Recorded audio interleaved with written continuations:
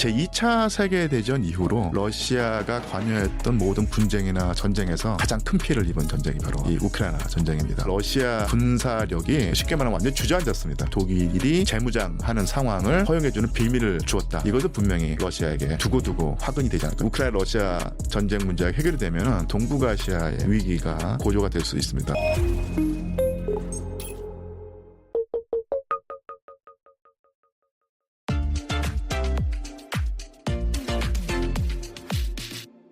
러시아 상황도 좀 살펴볼 필요가 있는데 예. 이 전쟁 비용을 충당하는 핵심 수익원인 석유와 가스 수입이 또 7월 한 달간 전년 동기 대비 27%도 감소했다 그러고 아울러 물론 우크라이나 군이 훨씬 더 사상자 수가 많겠지만은 예. 러시아 같은 경우에도 전사자 수가 최소 12만 명을 또 넘는다라고 합니다. 예. 여기다 또 부상자까지 합치면은 뭐 수십만 명 또 될 것 같기도 하고요. 그렇죠. 그래서 이 인구 감소와 재정 악화로 러시아 경제 전반이 예. 뭐 심각한 상황이다라는 얘기가 예. 있는데 예. 어떻게 보시나요? 사실은 뭐 이렇게 그 표현하면은 러시아가 감당하고 있는 전쟁 피해를 쉽게 감잡을 수 있을 텐데요. 제2차 세계대전 이후로 러시아가 관여했던 모든 분쟁이나 전쟁에서 가장 큰 피해를 입은 전쟁이 바로 이 우크라이나 전쟁입니다. 뭐 사실 2차 세계대전은 뭐 사실은 뭐 천문학적 거의 뭐 그러니까 1억 9천만 명 인구 중에서 3천만 명이 목숨을 잃는 피해를 입었으니까 네네. 이것은 사실은 뭐 그 진짜 넘사벽의 전쟁 피해였는데 그 이후로 소련 및 러시아가 그 계속해서 그 어떤 특정한 분쟁에 개입하거나 아니면 끌려들거나 했었는데 거기서 입은 피해가 적진 않았죠.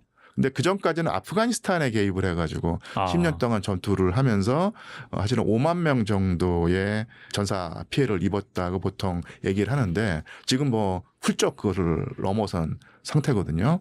근데 물론 뭐 한때는 뭐 좀 프라파간다적인 성격이 섞여서 러시아의 그 인명 피해 규모를 뭐 50만 명, 뭐 70만 명이라고 하는 경우가 있었는데 그것은 정말로 부풀려진 것이었고 제가 예전에 나름대로 분석을 할 때는 10만 명은 넘어갈 것이고 15만 명은 안 될 것이다라는 그 사이에서 추측을 했는데 아주 지금 최근에 나오는 분석은 그런 예측이 크게 틀리진 않았다는 것인데 사실은 이것은 러시아 국민들에게 큰 고통이 될 수 있는데요.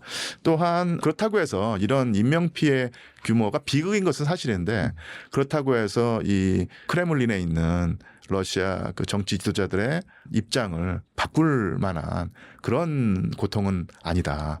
라고 볼 수 있겠죠. 사실 여기서 러시아가 이런 희생을 감수하지 않으려고 하면서 전쟁을 지금 마무리 지었을 때 장기적으로 얻는 피해가 더 크다고 생각을 할 것이라고 할 것이고요. 그런 식의 선전이라든지 아니면 입장에 러시아 국민들의 대다수는 또 동의를 할 듯합니다. 그런 면에서 피해 때문에 전쟁을 중단할 수 있는 상황이라고는 보이지 않고요.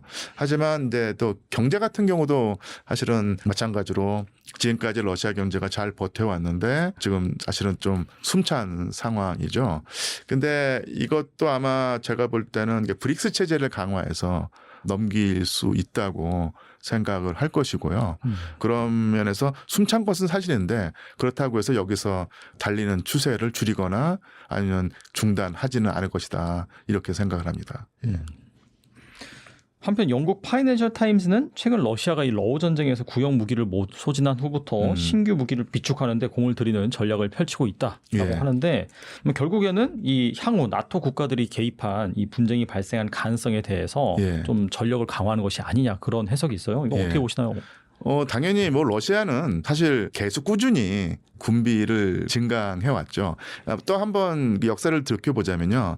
뭐 당연히 냉전 시대 때는 미국과 맞짱을 뜨는 국가였기 때문에 어마어마한 재원을 군비 증강에 쏟아왔던데 1991년 소비에트 연방이 해체되고 10년 동안 체제 전환의 고통을 겪으면서 특히 쉽게 말하면 보리스 엘친 대통령 때 완전히 러시아 군사력이 쉽게 말하면 완전히 주저앉았습니다.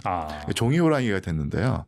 2000년에 그 푸틴 대통령이 집권하고 푸틴 대통령이 집권하면서 일정 정도 안정을 찾았고요. 더더군다나 운도 좋아서 국제 유가라든지 에너지 가격이 폭등을 하면서 러시아 경제가 상당히 완전히 그 10년 동안의 위기에서 벗어나서 상당히 발전을 해왔던 거예요. 그래서 2000년부터 지금까지 꾸준히 군사력을 이렇게 다시 재건하고 네. 복원하고 강화했던 것이거든요.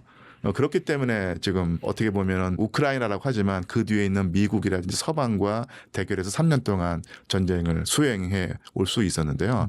그런 추세에서 과히 벗어나지 않는 것이죠.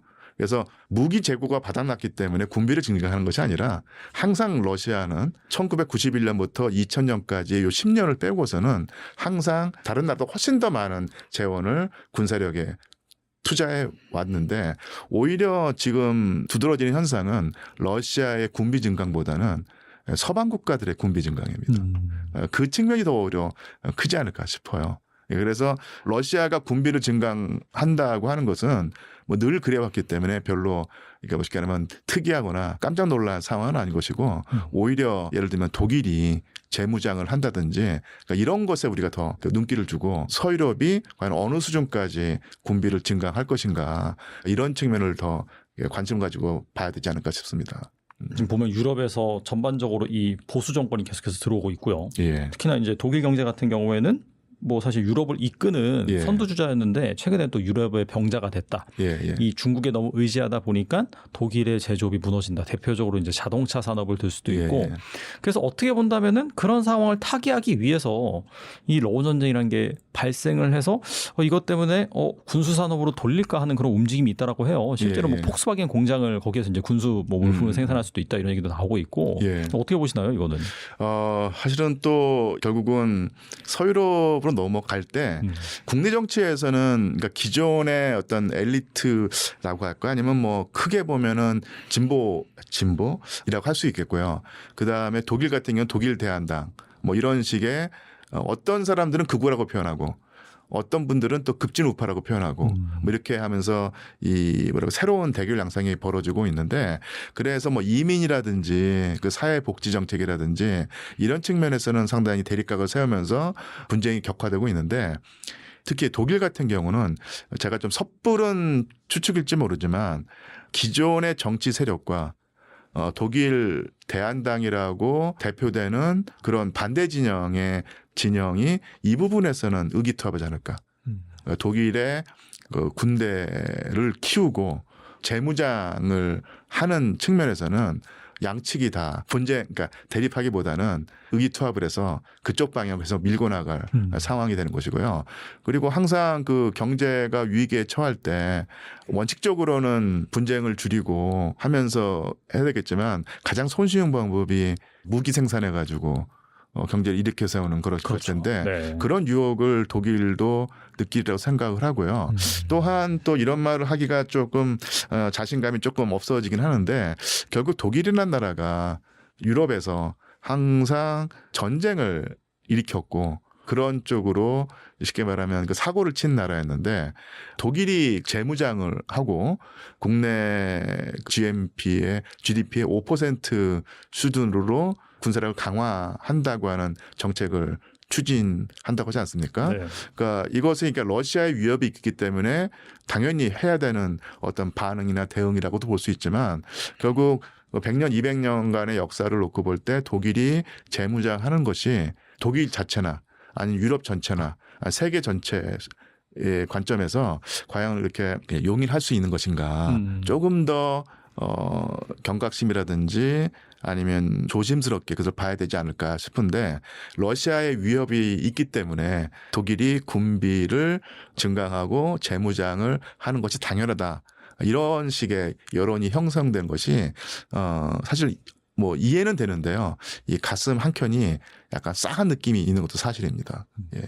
역사가 계속 그랬던 것 같네요. 사실 또 예. 패전국인 일본을 예. 뭐 미국은 완전 그냥 농업 국가로 만들려고 했는데 예. 또 한반도 전쟁이 발생하는 바람에 예. 또 다시 일본을 막 키워줬었고 예. 그러다 일본이 너무 크니까 예. 또 플라자 합의를 통해서 또 일본의 힘을 빼는 그러면서 또 뭐 러시아와 또 미국이 또 그런 냉전 시대 경쟁을 하다 보니까 또 중국을 또 키워줬는데 예. 지금도 중국이 그러고 그렇죠. 다음 차례는 뭐 이렇게 가다가 또 독일이 될 수도 있겠네요. 예. 진짜. 그러니까 독일이 그래도 이제 전 세계에서 가장 모범적인 민주주의 체제를 운영해왔던 나라인 것은 분명한 사실이고 저도 거기에 상당히 깊은 감명을 받아왔었는데 독일이 자체 방어를 위한 수준으로 군비를 증강하고 재무장을 한다고 하는 것은 충분히 이해 가능하고 또 그럴 필요가 있다고 생각을 하는데 항상 이게 그 관성이란 것이 있기 때문에 그 수준을 뛰어넘는 수준으로 방어 차원을 벗어나서 공격할 수 있는 수준으로까지 군비가 증강되는 것을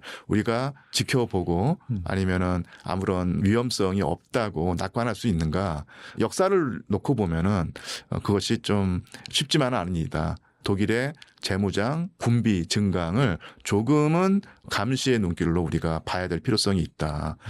이렇게 볼 수 있겠고요. 그런 의미에서 그 푸틴 대통령이 2022년에 우크라이나를 침공했을 때 나타나는 어떤 파급이란 것이 있는데 그 안 좋은 쪽의 파급이 결국 독일의 군비 증강, 재무장이라고 하는 사태를 결국은 허용하는 빌미를 제공했다는 측면에서는 이 전쟁이 어떻게 끝날지는 모르겠지만 푸틴이 잃어버린 것을 그러니까 푸틴 대통령과 러시아의 실을 따질 때는 분명히 독일이 재무장하는 상황을 허용해주는 빌미를 주었다. 이것은 분명히 러시아에게 두고두고 화근이 되지 않을까 싶습니다. 예.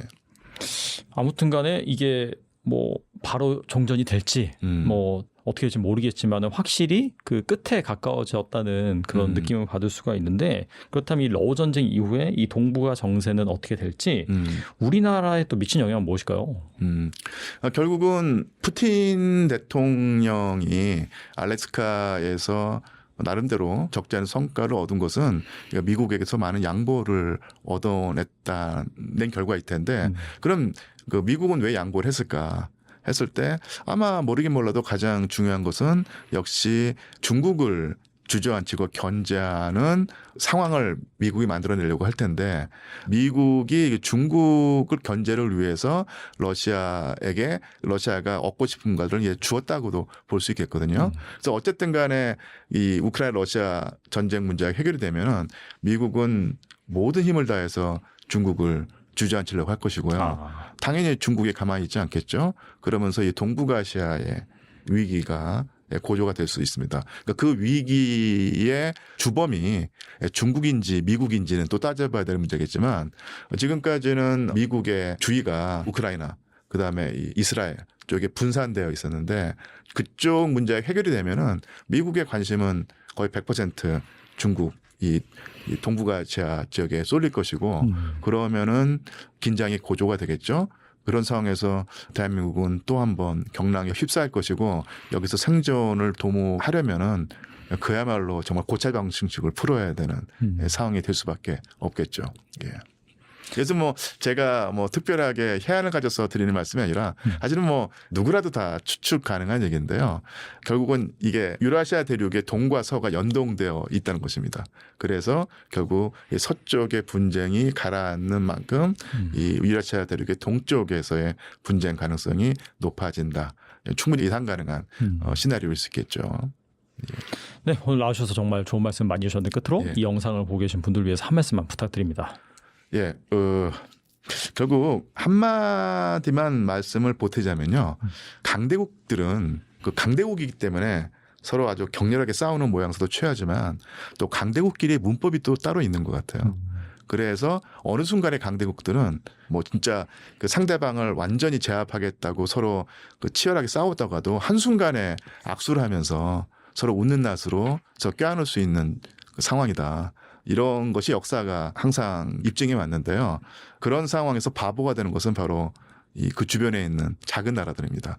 이 작은 나라들이 순진하게 어떤 열강에게 잘 보인다든지 어떤 열강과 사이가 좋기 때문에 나의 안위가 보장된다고 하는 생각을 하기가 쉬운데 그런 그 순진하고 나이브한 생각이 얼마만큼 철저하게 배신당해 왔는가를 뭐 예전에 19세기나 20세기 초를 따지자고 하면은 체코가 될 수 있겠고요.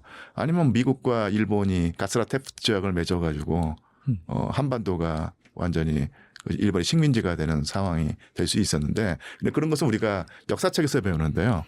지금 우리가 살아가는 시대에서 열강 정치를 너무 나이브하게 믿어서 가장 큰 피해를 본 약소국이 바로 우크라이나다. 그러니까 이런 교훈을 얻어야 될 것이고요. 그래서 이제 우리가 그 동맹 정치라든지 동북아시아 정세를 분석할 때 미국을 믿고 따르면 우리의 안위가 자동적으로 보장된다는 생각을 해왔는데 그런 생각이 위험할 수도 있겠다. 그리고 미국과 중국, 러시아의 세계의 어떤 축이 맞물리면서 어떤 쪽으로 나갈지를 우리가 면밀히 파악을 해야 되는데 우리가 어느 한 열강에 시체말로 몰빵을 했을 경우에 얻는 득보다는 실이 더 클 수가 있다는 생각을 할 수 있는데요. 그런 교훈을 주는 사례가 바로 우크라이나가 아닌가 싶습니다. 예. 네, 정말 역사는 또 반복되고 있고 또 말씀하신 것처럼 이 러우 전쟁이 끝나면은 확실히 이 동북아 그 예. 정세가 좀 시끄러울 것 같은데 이 우크라이나의 사례를 반면교사 잘 삼아가지고 우리나라가 좀 지혜롭게 예. 잘 대처해 나가서 정말 우리나라가 잘 됐으면 하는 그런 바람이 있습니다. 예, 또 다음에 그렇습니다. 모셔가지고 또 말씀 나눠보도록 하겠습니다. 예. 네, 류현수 교수님 지금까지 감사합니다. 예, 고맙습니다.